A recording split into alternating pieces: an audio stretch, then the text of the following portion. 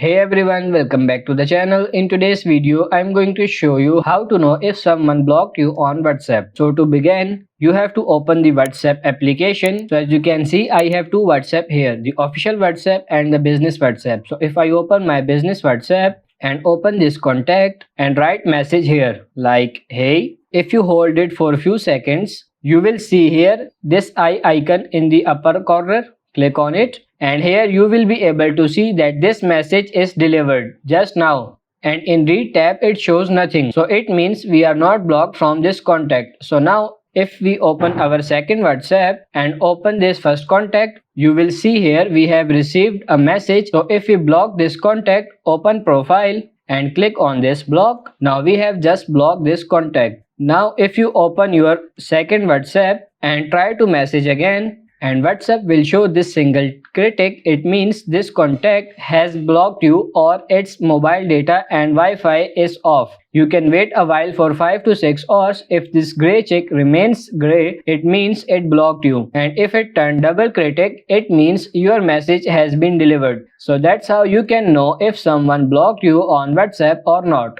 I hope this video was helpful. If it is, like it and subscribe to the channel. Thank you.